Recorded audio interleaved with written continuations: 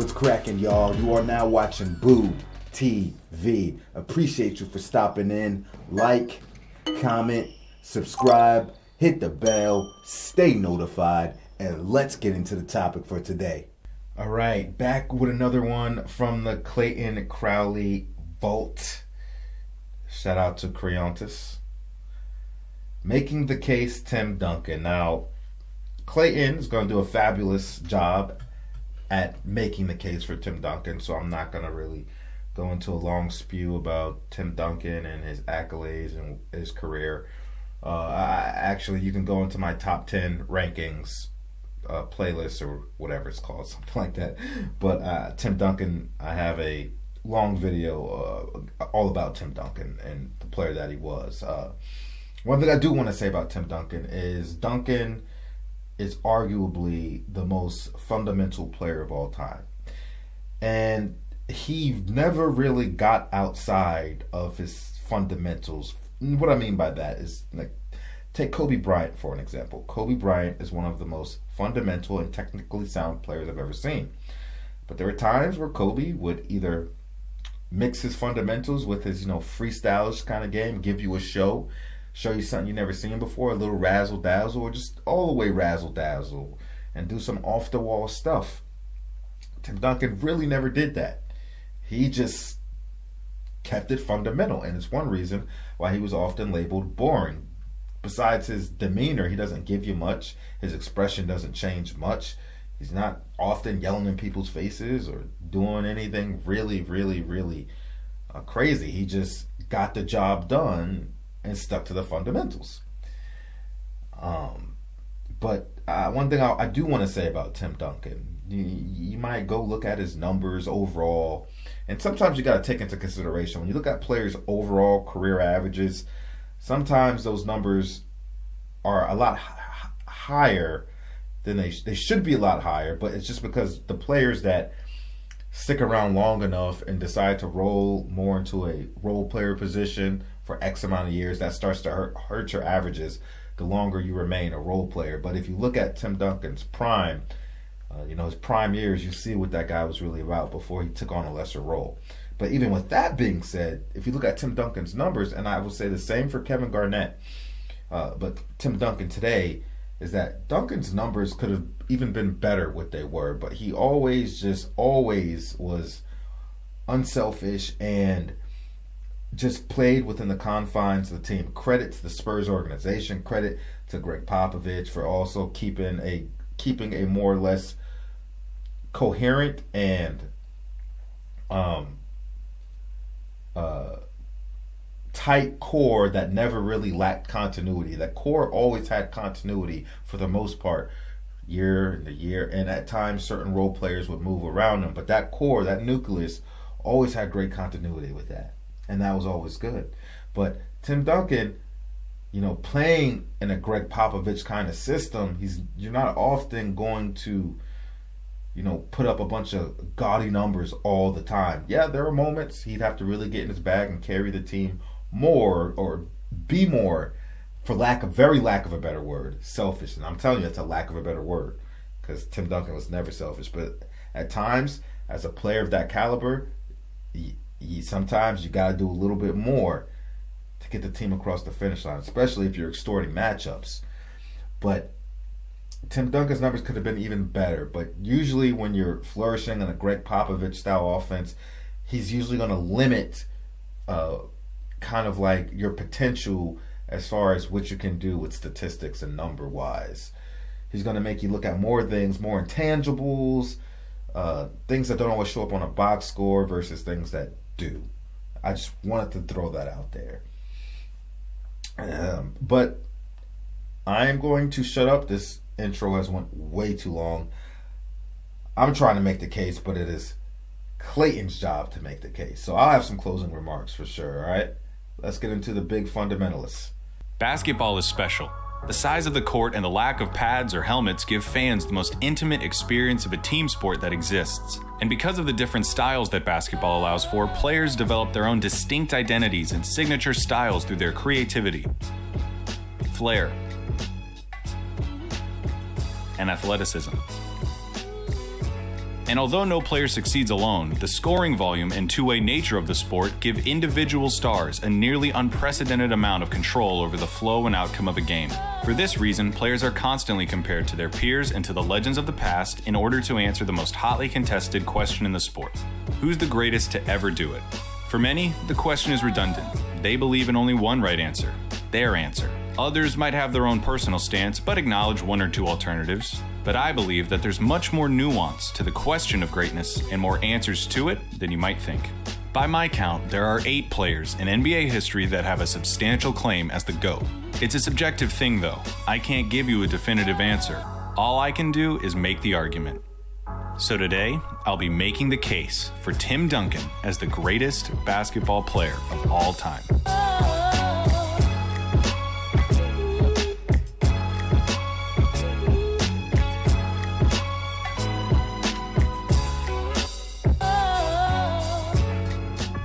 I know what you're thinking. No way. There's no chance Tim Duncan is the GOAT. He's not even the best player of his generation, you might say.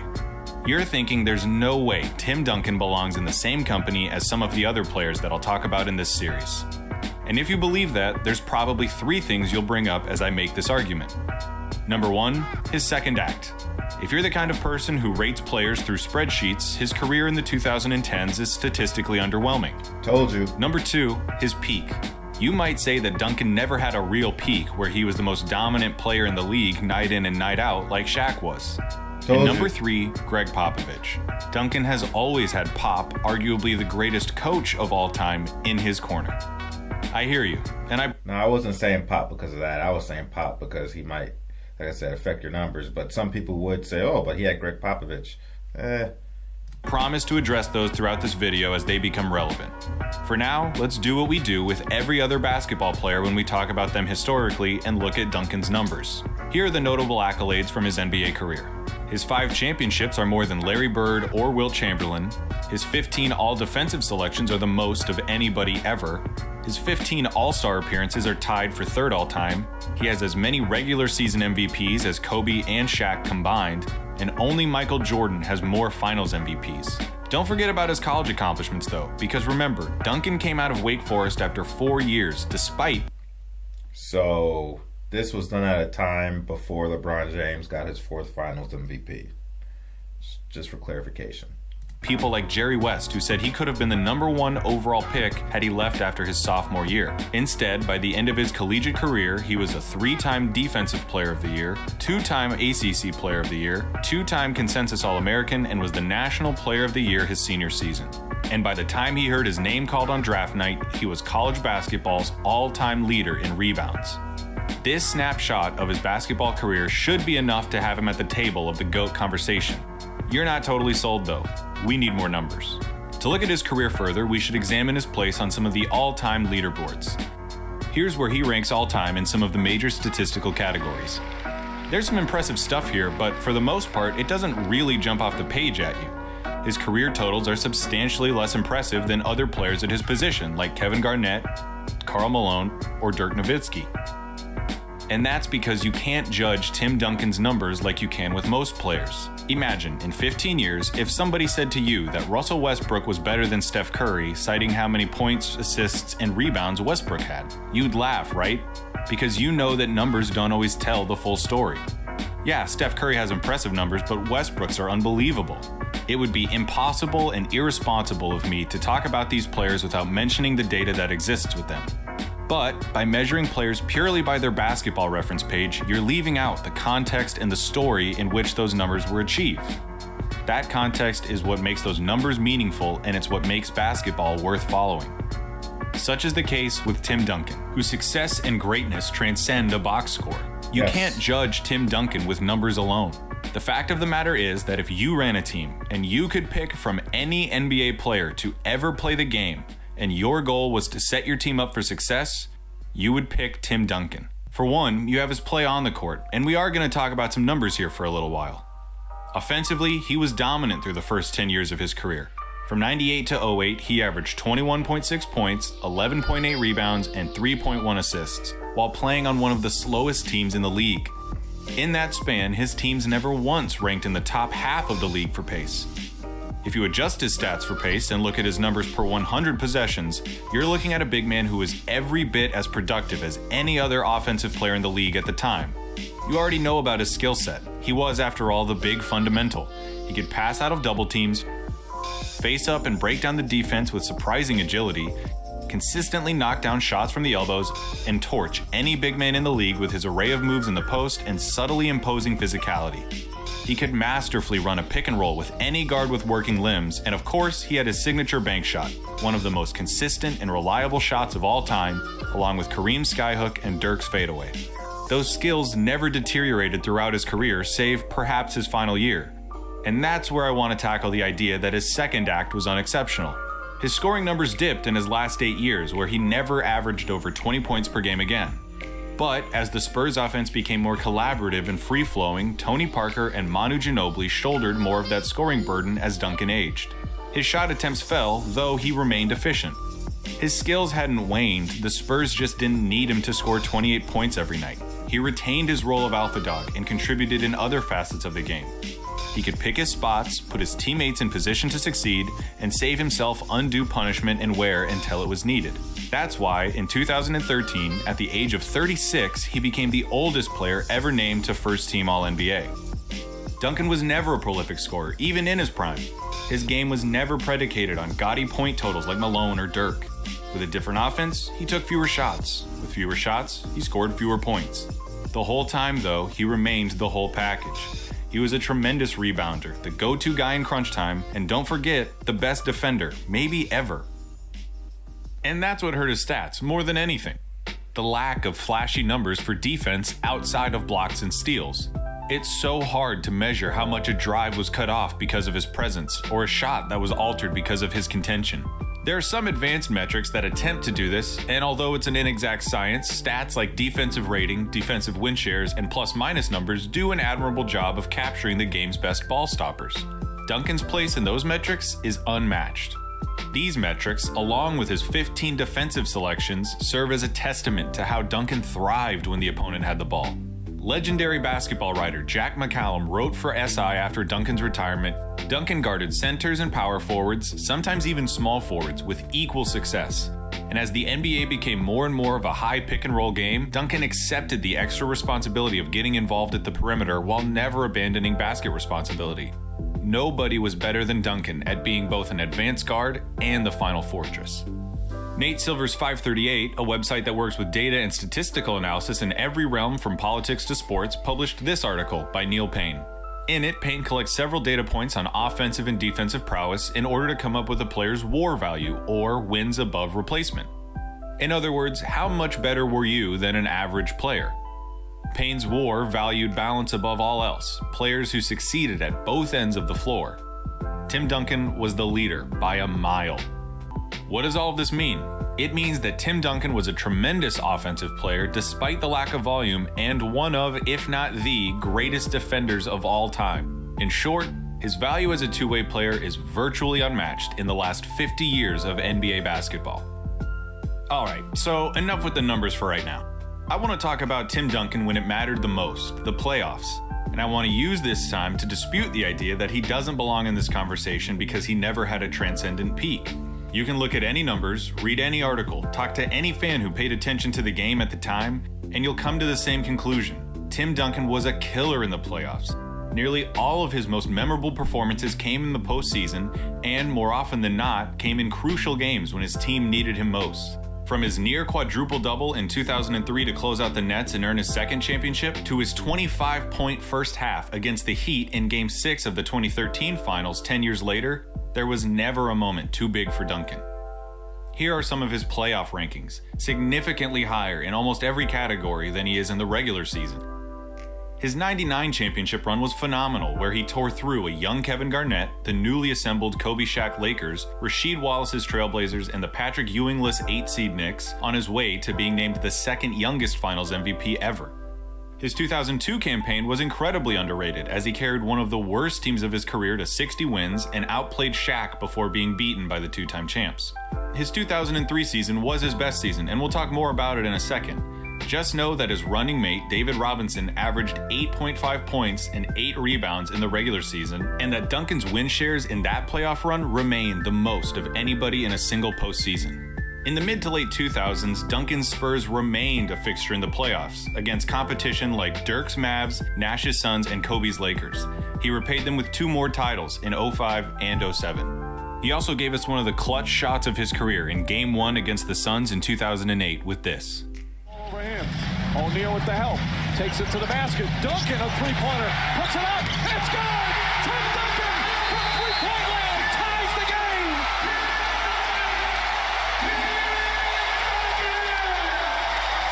Like I said earlier, in Game 6 of the 2013 Finals, at age 36, playing against Wade, Bosch, and Apex LeBron on the road, Duncan put up 25 points in the first half. It would have gone down as an all-time series-clinching performance had it not been for... Catches, puts up a three. Won't go. Rebound Bosch. Back out to Allen. His three-pointer. Bang! Tie game with 5 seconds remaining. Looking for revenge in the 2014 Finals, Duncan set the tone in Game 1 with a classic 21-10 game, while shooting 9 of 10 from the field. As his final playoff hurrah in 2015, trying to defend the title at the ripe age of 38 in Game 7 of a first-round series against the Clippers, Duncan reached all the way back and put up 27 and 11, sinking crucial free throws to tie it before Chris Paul delivered this. That off the backboard shot, I remember that. The same Tim Duncan that was giving the business to a 22-year-old Kevin Garnett was the same Tim Duncan that was taking a 26-year-old DeAndre Jordan to school. He was ready to win championships from the day he entered the league to the day he left it. And I think that's why his peak is used against him as an argument here. The fact that his championship window lasted his entire 19-year career and that his teams were always somewhere between 50 and 60 wins meant that it's hard for any one of his seasons to stand out from the rest. And for some unfathomable reason, being consistently great is less of an accomplishment than being great for short stints. Like I said, his 2003 season was his best. After leading his team to 60 wins and his second consecutive MVP, Duncan eviscerated everything in his path as he tore through the playoffs. He upended the Suns, ended the Lakers' 3-year reign as champions, and outdueled Dirk before absolutely torching the Nets in the finals. I'll never forget that, man. I thought we were going to four-peat. We lost to the Spurs, the 2002-2003 playoffs, and I think it was a game, must have been game 5 or 6. I think it was game 5, because I think we lost in 6, but game 5, and Robert Horry thought he was going to hit that big shot again near the end of the game to give us life, and Horry shot the ball and it like jiggled in and then popped out. I was like, no. Anyway. By the time he was holding the trophy, it was clear beyond a shadow of a doubt that Duncan was the league's best, most complete player. Here's what The Ringer's Chris Ryan had to say about 2003 Tim Duncan. We think about the Spurs now as this international house of aesthetically pleasing basketball. They were Terminators back then, and they were squeezing the life out of the game because they were just too good. They were too good. They were military in their precision. They were unflappable. They were dirty, and Duncan was the perfect avatar of all of it. You go back and watch him now. It's unbelievable the physical contact that he's absorbing in these series against New Jersey or whoever else they were playing against. And it was just routine that you'd see him put up 20 and 20s and barely break a sweat, much less a smile. I'd be lying if I said that Duncan's peak was higher than Shaq's. But I also wouldn't feel comfortable saying that the difference between the two is great enough for me to lose sleep over. To me, the truth is that Shaq was so much more of a spectacle. To watch peak Shaq was an experience unlike anything else. To see someone of his size and stature move so powerfully and fluidly is still something of a miracle. To see Duncan at the peak of his powers was a lot like seeing him 7 or 8 years later. He was just a little faster, a bit stronger, and a touch quicker. But do aesthetics denote superiority? I'd say no. And though Shaq in his prime was certainly a more dominant offensive player, there was never a time where he could match Duncan's abilities as a defender, leader, or a teammate. The two are the antithesis of each other. Shaq loves fame. Duncan loathes it. Shaq would sometimes show up to training camp out of shape, often battled with his co-stars, and finished his career having played for 6 different teams. Duncan took great care of his body, cemented himself as the cornerstone of his franchise, and is one of the most celebrated teammates in NBA history. Shaq left a little on the table. You could never say the same about Duncan. Shaq cared a little too much about what everyone thought about him, while Duncan couldn't have cared less.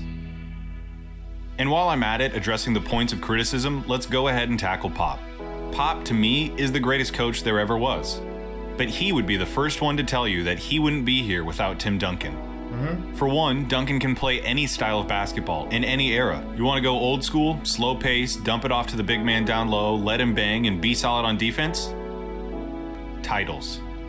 Remove the hand checking and illegal defenses, increase scoring, and start moving toward the perimeter? Titles.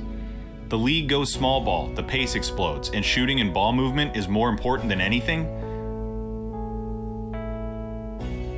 The largest margin of victory in NBA Finals history. Second, he can play with any team. Honestly, has any superstar done more with less? Jordan had Pippen his entire run and Rodman for the last half. Bird had McHale and Parrish. Wilt had West and Hal Greer. Russell had Cousy, Jones, and Havlicek. Magic had Kareem and vice versa. Kobe had Shaq and vice versa. And LeBron has had Wade, Kyrie, and Anthony Davis.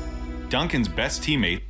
So you just ain't gonna say Wade and Chris Bosh, and she's not gonna say Kyrie Irving and Kevin Love?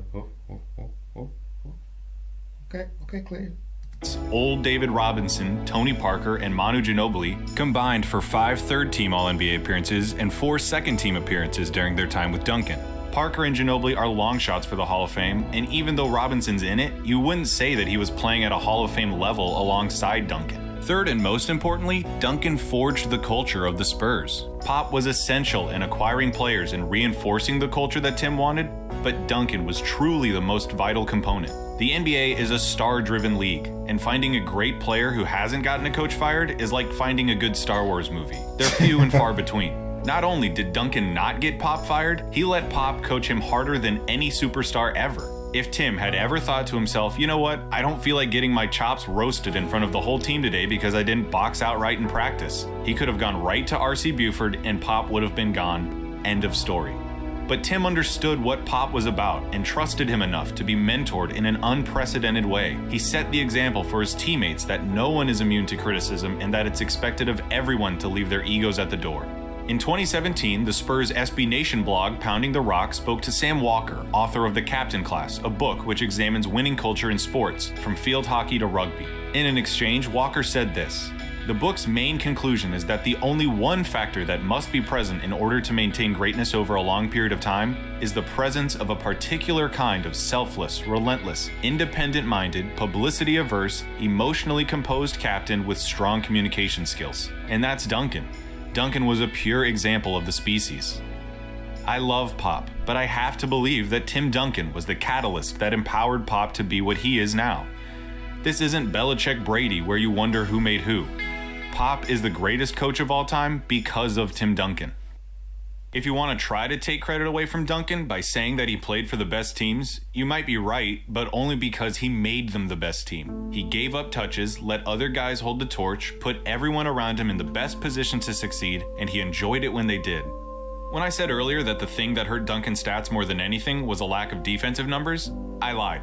The thing that hurt Duncan's stats more than anything was the fact that he never gave a shit about stats or awards. Ever.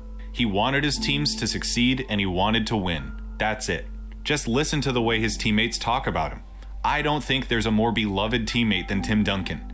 In the words of NBA Commissioner Adam Silver, his understated selflessness made him the ultimate teammate. He was always the big brother, correcting them when they made mistakes and throwing his arm around their shoulders when things didn't go their way. He led in the most effective way possible, not with subtweeting, bombastic words, or showy halftime speeches, but by example. Of all the end-of-career farewell wishes, this is the one that stuck out to me the most. From his former teammate, Brent Bones Berry. He quoted Mark Twain, saying, "To be good is noble, but to show others how to be good is nobler and no trouble. For your brilliance, TD, I am grateful. For your skills as a player, I am in awe. And for your friendship, I am honored." Milwaukee Bucks coach and former Spurs assistant Mike Budenholzer said to ESPN's Kevin Arnovitz, "The magnitude of that, the number of people in this league who have enjoyed opportunity or found fortunate spots in the league, you can trace it all back to this one guy, to the way Timmy played ball and the way he conducted himself. The culture is Timmy." The NBA is a league of superstars and dynasties. From Russell to Jordan, from Chamberlain to LeBron. We remember its history through its champions. And in the history of North American sports, no one has been as good for as long as the Spurs. San Antonio's success is completely unprecedented in the world of basketball. Aside from his lockout-shortened sophomore season, Duncan won 50 or more games and qualified for the playoffs in every season of his career. He finished his career with a win percentage of 71%, the highest of anyone, in any sport, ever. The Spurs' run of success started in 1997, the year they drafted Tim Duncan. Since then, he has been the cornerstone, the engine of the franchise that has perpetually defined what winning culture looks like in and outside of basketball. And so I say again, if you ran a team and you could pick any NBA player from any era of basketball and your goal was to win, you would pick Tim Duncan. His abilities as a basketball player are what made him a superstar. But his consistency, willingness to be coached, love and support of his teammates, and humility are the things that make him transcendent. I'll let Pop have the last word. Here he is after Tim Duncan announced his retirement. You know, everybody always talks about who they like to eat dinner with. You know, if you had one night you could go to dinner or go to lunch with so-and-so, who would you like to do it with? And people say, you know, Mother Teresa and Jesus and the Dalai Lama. And I've seen this. Okay, I get it. And I can honestly tell you,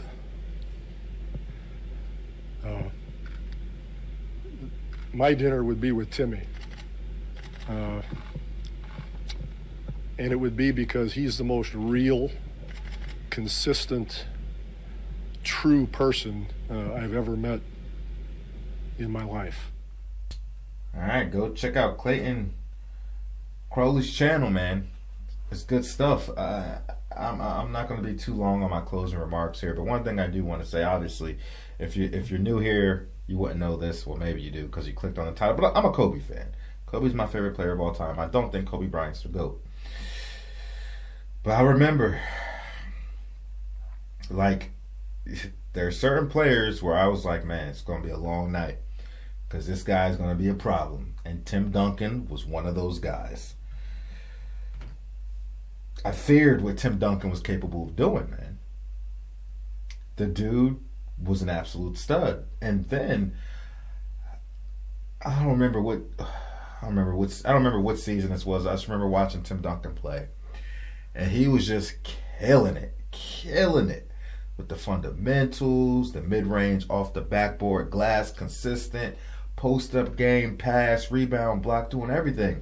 And as a Kobe Bryant fan, a guy who at the time I thought Kobe Bryant was the best player in the league, I started talking to myself. I was like,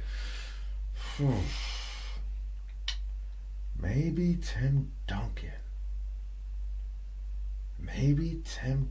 Like, there is a legit argument, and I'm even saying, maybe Tim Duncan. This guy is unstoppable. And Clayton brought up a lot of good points here, man. And a lot of it mimicked what I was saying in the opening remarks.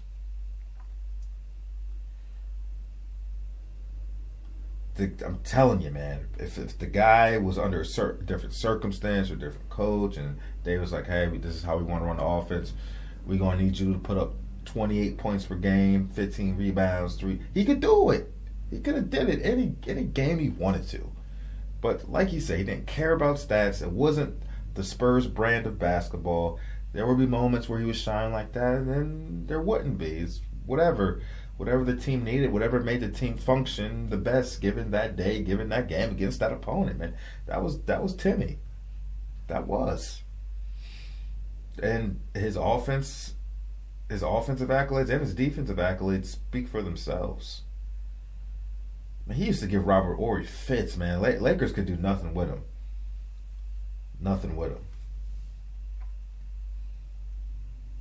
For real, for real. And even though we lost some series to the Spurs, and then they lost some series to us, but still, they were definitely one of our tougher opponents in the playoffs. I mean, that's a team that ended our stopped us from going back to back. Yeah, stopped us from four-peating was the Spurs. I'm still pissed about that, man, because I think we would have won. We would have faced the New Jersey Nets again. Now, we lost in the second round, but we would have faced the New Jersey Nets again in the finals. We would have swept the floor with them again. We would have four-peated, man. Tim Duncan. But no, definitely, man. Greatest power forward to ever play the game. Unselfish. Bought into the team concept. And I love the coach thing, man. You know, especially in today's league, players would just be like, I don't like how I'm being coached. I don't like how I'm being treated. I don't get to do this. I don't get to do that. I'm going to go get this coach fired. You know what kills me about these players getting coaches fired, too? A lot of times, they'll go ahead and get this coach fired and then have no intention on sticking around with the ball club and end up leaving anyway, still demanding a trade or leaving in free agency. But you just got this guy fired, and you had no intentions on even sticking around. What was the point of that? Anyway, that's a video for a different day. Anyway, that's all I got to say about it. Tim Duncan definitely has a case. I don't have him as the greatest of all time, but as Clayton Crowley presented it to you, here's a pretty good case for Tim Duncan being a GOAT. And for those of you that have Tim Duncan as your GOAT, good on you. I got so much respect for Timmy and the competitor and player, person that he was. And he loved Kobe. Kobe loved him. Like, comment, subscribe, hit the bell, stay notified, and I'll catch you on the next one.